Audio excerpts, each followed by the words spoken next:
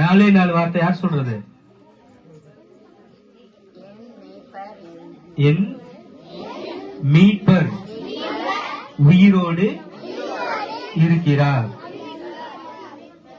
ஏசாமி என்ன செஞ்சாரு? வெள்ளிக்கிழமை இறந்து போனாரு, அவர் அடக்கம் பண்ணாங்க. திரும்ப ஞாயிற்றுக்கிழமை என்ன செஞ்சாரு? உயிரோட எழுந்து வந்தார். அன்னைக்கு உயிரோட எழுந்தவர், 2000 வருஷத்துக்கு முன்னாடி உயிரோட எழுந்தவர் இன்னைக்கு எப்படி இருக்கிறாரு? உயிரோட தான் இருக்கிறார். சரியா? நீங்க நம்ம என்ன பிரேயர் பண்ணாலும் ஏசப்பா கேட்கிறாரா? உயிரோட இருந்தா தானே கேட்க முடியும். உயிர் இல்லாம கேட்க முடியுமா? கேட்க முடியாது. அப்ப இன்னைக்கு அவர் என்ன செய்றாரு? உயிரோட இருக்கிறார். சரியா? எல்லாரும் சந்தோஷமா இருக்கீங்களா? அதாவது நாங்க சென்னையில இருந்து வந்து இந்த பிள்ளைங்களுக்கு வந்து டியூஷன் எடுக்கலாம்னு ஒரே நோக்கத்துக்காக நாங்க இங்க வந்திருக்கிறோம். ஆனா நீங்களும் வந்து எந்த ஒரு ஹெசிடேஷனும் இல்லாம எங்களை எல்லாரையும் வந்து உங்க குடும்பத்துல உள்ளவங்களா எங்களை ஏத்து நீங்க எங்களுக்கு ஆதரவு கொடுத்திருக்கீங்க. நாங்க கூப்பிடும் போதெல்லாம் வரீங்க. இந்த டீச்சர்ஸ் எல்லாம் வந்து எங்களுக்கு ஒரு பெரிய சொத்து மாதிரி, எங்க குழந்தைங்கள மாதிரி தான் நாங்க அவங்கள நினைக்கிறோம். ஒவ்வொரு நாளும் நாங்க அவங்களுக்காக வேண்டி ஜெபிக்கிறோம். டியூஷனுக்கு வர பிள்ளைங்களுக்காக வேண்டி நாங்க ஜெபிக்கிறோம். ஊர் மக்களுக்காக வேண்டி நாங்க ஜெபிக்கிறோம். அதாவது இந்த கிராமத்துல நாங்க வந்து பார்த்தப்ப வந்து எங்களுக்கு ரொம்ப மனசு கஷ்டமா இருந்த விஷயம் என்னன்னா, ரோடு வசதி இல்ல. ரோடு வசதி இல்லாததுனால நிறைய ஆக்சிடென்ட் எல்லாம் நடக்கிறத நாங்க கேள்விப்பட்டிருப்போம். எங்களுக்கு வந்து இங்க சென்னையில இங்க மலைப்பகுதியில நடக்கிற ஒவ்வொரு விஷயங்களும் பால் ஷீலா 2 பேரும் வந்து எங்களுக்கு வந்து அன்னன்னைக்கு எங்களுக்கு வாட்ஸ்அப் மூலமா சொல்றாங்க. சில விஷயங்கள் எல்லாம் ரொம்ப கஷ்டமா இருக்கும்.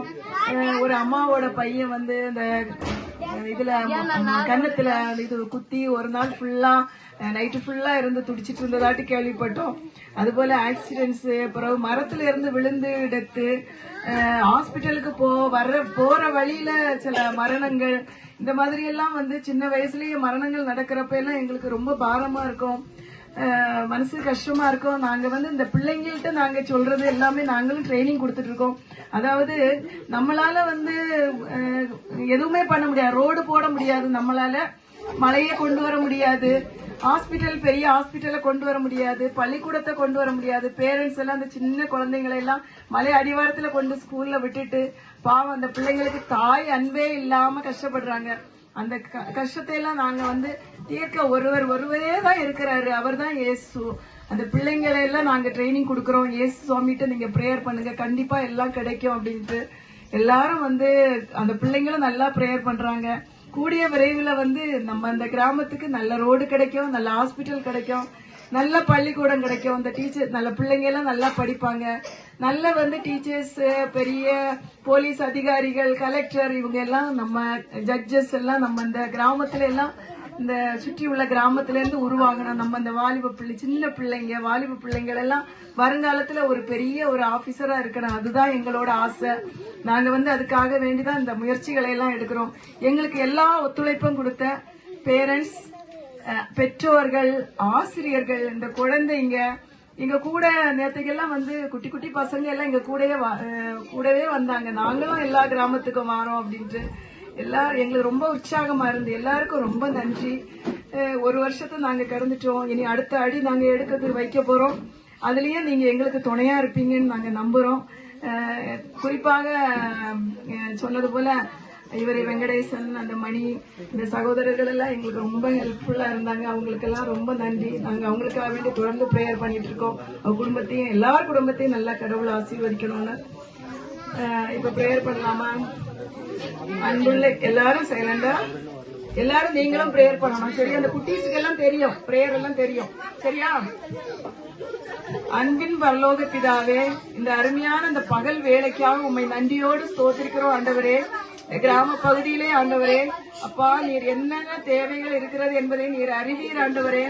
அப்பா கழுகின் கண்களை போல ஆண்டவரே, அப்பா இந்த உலகத்திலே ஆண்டவரே, இந்த பூமியிலே எல்லா இடங்களிலும் ஆண்டவரே உன் கண்கள் ஆண்டவரே, உமது கண்கள் பார்த்து கொண்டிருக்கிறது ஆண்டவரே.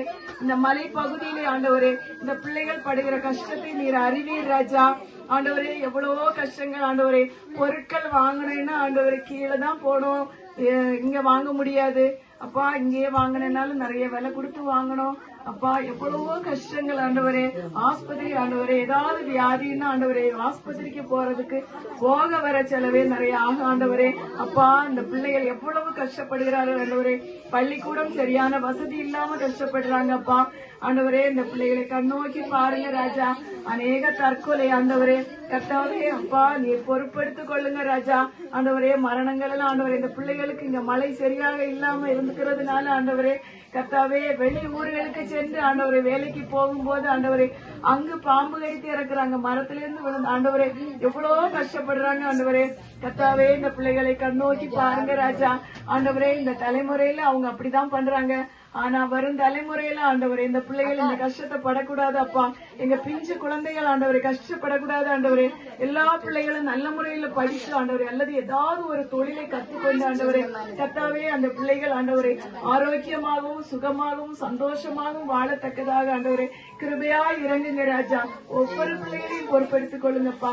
உம்மை நோக்கி பிள்ளைகள் ஜெபிக்கும் போது ஆண்டவரே அந்த பிள்ளைகளுக்கு ஆமீண்டும் ஆமீன் என்று பதில் தந்து ஆண்டவரே நோய்களை எல்லாம் நீக்கி போடுங்க ராஜா. ஆண்டவரே பிள்ளைகளை பொறுப்பெடுத்துக் கொள்ளுங்க. மீட்பர் இயேசு மூலம் ஜெபிக்கிறோம்.